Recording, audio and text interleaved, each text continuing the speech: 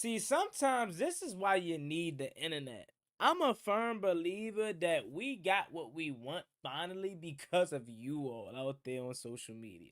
Let's talk about it. Shout out to Juan Gotti talking sports. You know what it is. Shout out Wall Gotti talking sports. The way that we live is not for everybody. Nah, that ain't it, y'all.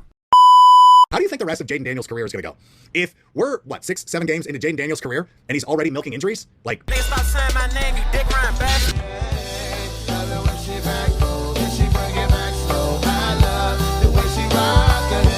I love the way she move it, shake it on me. When she cry for him, the shawty is the winner. You can tell that shawty no beginner. She's confident.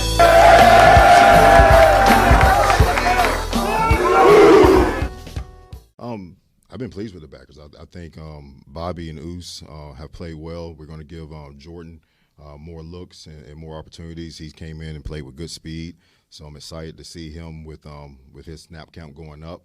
And then you'll see a little bit of Kane as well to see how he can add to the party as well. So what's up, y'all? Washington play on Monday. We know that. And with them playing on Monday, the press conferences were moved back a day. But today we got a lot of news, some positive news, honestly. Like, really, everything today seemed positive. And I hate that they do this to me because I know better. But they got me believing, man. They got me feeling like we could pull off a miracle on Monday against Kansas City. But before we get to that, I got to talk about what Joe Witt Jr. said in his press conference today. I think a lot of what he said is because of what social media has been saying about him, and he feels the heat. Before we get any further into today's video, I want to give a huge shout out to today's sponsor, SeatGeek. If you're trying to go to a game, concert, or any live event, SeatGeek is the place to go. I actually got my tickets for week 1 against the New York Giants using SeatGeek, and honestly, I use it for all my event purchases. What I love about SeatGeek is how simple it is to find the best deals. They rate every seat on a scale from green to red. Green means you're getting a great deal. Red means it's a little overpriced. That way you know you're buying with confidence and getting your money's worth. Plus, they even offer protection ticket plans so you don't have to worry about your tickets getting lost or stolen. And the best part about it all is they're hooking y'all up with the code. Use Juan Gotti at checkout and you'll get 10% off your first purchase. Again, use code Juan Gotti at checkout to get 10% off your first purchase. He feels fans turning on him, got his head on a pitchfork, and quite frankly, he knows he hasn't been good as a play caller. Has it all been his fault? No, but a lot of the blame and a lot of the reason why the defense is the way it is due to how he has been coaching. Today, he said that we're going to see a lot more of Kane Medrano, UCLA rookie that we drafted this past year, and we're going to see a lot of Jordan McGee. I hate that it had to come to this point because you would have thought, okay, this defensive coordinator, these coaches that make all this money in the world that we watch every single week would know something like this is better for the team weeks ago. I hate the fact that us fans, and I'm not acting as if we know everything because we don't, but I hate, like, they make it so hard. You know what I mean? Like, they make things so tough. And it's like, but you got me, mind you, I have never coached football. I have never did anything to the extent of a Joe Witt Jr. But it seems like I get it.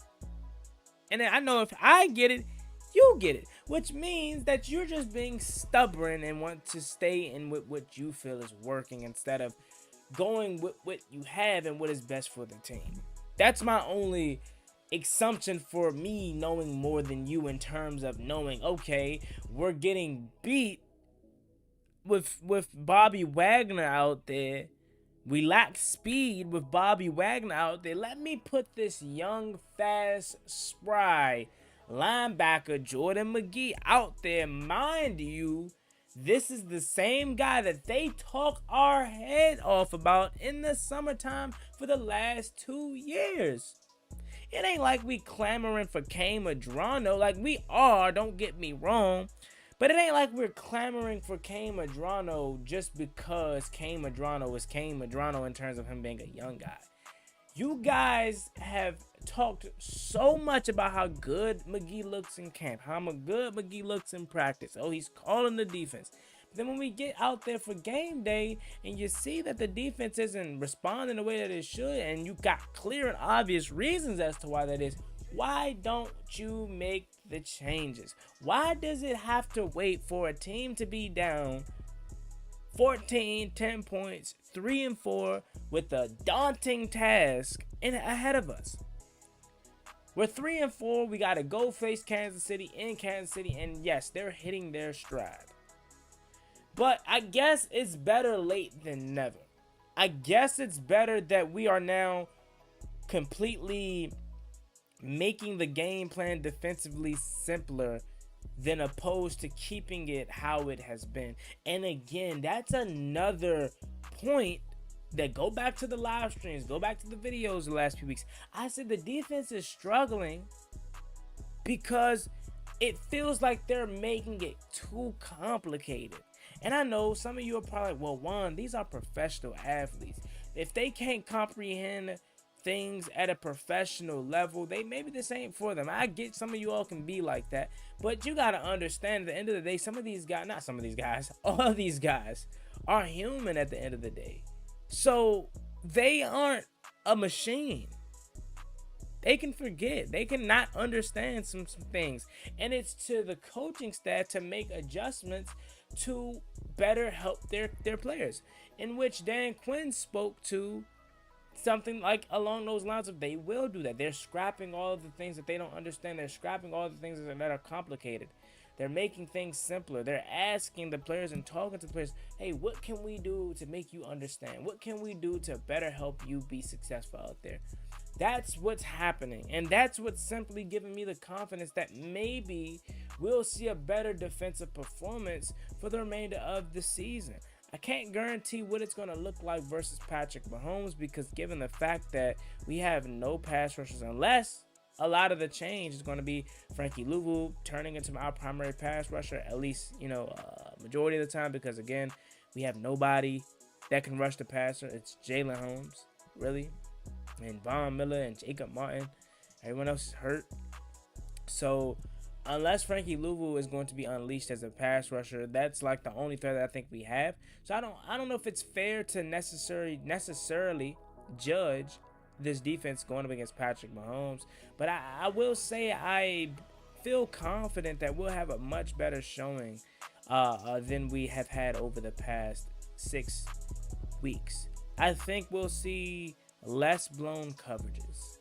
I think we'll see less motion in terms of having Marshawn Lattimore run all across the field.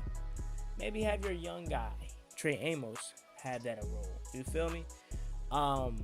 Again, Mahomes is going to carve you up regardless. So I hope Joe Witt just goes into this thing and plays free. Don't overthink it. Just play free. Blitz him. That's what I think you need to do. Blitz him and play man coverage. At the end of the day, he's going to pick you apart. If you sit back there in soft zone and give him easy throwing lanes and easy targets, it's going to be pitch and catch all day. And I would much rather them blitz Mahomes and try to get pressure on him, which can ultimately turn him down and to turn him into some mistakes, which we know Mahomes is prone to making some mistakes, especially near the red zone. If they can find a way to force him into some mistakes, that's how Washington is going to win this game on Monday. I don't expect us to win. I'm not going to lie to you. I feel more comfortable and confident that we can compete now that Terry McLaurin is back, now that Deebo Samuel most likely, they're both going to be back as well. And Mariota, he always plays well in Kansas City. My biggest thing with Mariota is the turnovers. Is he going to be able to have a game in which he doesn't turn the ball over? Every game that he's played in this year, Raiders fumble, Atlanta turnover, interception, right? And then when he came in last week, DeRon Bland, interception. So can he be clean? That's the biggest question that you have to ask. And if he can, that gives you a better opportunity to do something that you may have not thought was possible coming into this game. Spags is going to heat him up. Spags is going to play man coverage. Spags is going to make Marcus Mariota have to make those throws, and vice versa. I think that's what Joe Witt needs to do. If Mahomes makes the throw, and he after you blitzed him and you sent Jordan McGee at him, and you got Frankie Luvu coming at him through the A. I mean, he just makes you pay. That I can live with that. I can live with a James Worthy deep bomb, 1-play touchdown. That gives you time to respond. What I can't live with is the slow, methodical drive that's going to chew up 8, 9, 10 minutes of the quarter, and then they finish off with the touchdown, which then puts the pressure on us to respond, and we don't have much time, which when Mariota's sped up and when Mariota's forced into some uncomfortable situations, it tends to lead to bad things for Washington. But I'm excited to hear that we have made some changes, and some changes will be happening to the defense in terms of seeing more Kane, more Jordan. We need to see those guys. We need to see the young talent play. At this point, I love Bobby Wagner, but he's a sure liability if it's not happening, right? So I think Bobby still deserves to play. I just don't necessarily think he needs to be out there for 100% of the snaps, 99% of the snaps, how he often is every week. He's 35. So let's see what these young guys have, and hope for the best. And then last but not least, you had a positive update on Terry McLaurin. He spoke to the media. That's new. Again, you talk to players, or you hear from players, in my opinion, after an injury when they're on the verge of coming back, right? Like, we haven't heard from Terry in a while. Since before he got injured. I can go on record to say maybe the last time we heard from Terry was after he signed his contract extension. I could be wrong about that, but like, that's the last time I've legitimately heard him talk. Or maybe the Deebo Samuel interview on Bleacher Report, but like, this is the first time I heard him talk. And he says he feels good. He says his game requires explosion, and it requires him to be fast. It requires him to be able to stop on a dime and put the brakes on, and he feels comfortable enough to do that. And that's such a huge boost to this offense. I understand people are upset with the injury and upset with the lack of production that he has had. But again, having Terry out there is so much more better than not having Terry. And then you add Deebo back in the mix. I always feel like Deebo was going to play. That Hill, it didn't seem too serious, especially after missing last week. Deron Bland popped up on the injury report with the toe. He didn't practice for the second straight day. That's concerning. Again, given the fact that that's really our best interior pass rusher. And when it comes to batting balls down, he's the guy that you typically lean on. So that's a little bit concerning, but I'm just going to pray for the best. And I think they have one more practice tomorrow. Probably not, though, because they have to travel to Kansas City if they haven't already left. So probably no practice Saturday. Maybe, hopefully, with Deron Payne, it's just hey, we're going to keep him off the toe until game time, to where we then make a side decision in pregame on Monday. So we'll see. But, hey, shout out to y'all, because I genuinely think the changes we're going to see, especially defensively at least, is going to be due to you all out there putting Joe Witt under fire. Don't ever think that they don't hear you. He literally openly admitted to it the other day. He's like, I hear the news. I hear the fans upset. Like, I get it, you know? So he hears you. Keep it coming, man. When these players, these coaches ain't performing and you got to hold them to the standard, man, you got to do that. Social media is powerful nowadays. This isn't the 80s where it's only through the media. And the media, I'm not going to say they can say whatever they want now, but like they're going to be politically correct all the time. No, you're checking these players nowadays. Because at the end of the day, we're fans, right? We love this team. We bleed this team. We've been here longer than these players. Yeah, they're players. Yeah, they're on the team. Yeah, they make millions of dollars or what. But we've been loyal to this team way before Joe Witt came into town. Way before a Terry and a Deebo and a Jaden Daniels came into the town. Like, this is our team at the end of the day. And whether they're here or not, we're going to ride or die. So, man, let your voice be heard. But, hey, we'll see if it makes any difference. But make sure you like, comment, subscribe. As always, me and boy Juan Gotti. We're on the road to 12,000 subscribers. Because I appreciate you hearing stay goal as soon as possible. I'll catch y'all later. I'm out. Peace. Never gave a fuck. Ballin' like I'm D-Sean, throw the bomb, G. That's IG, my jersey never seen a line.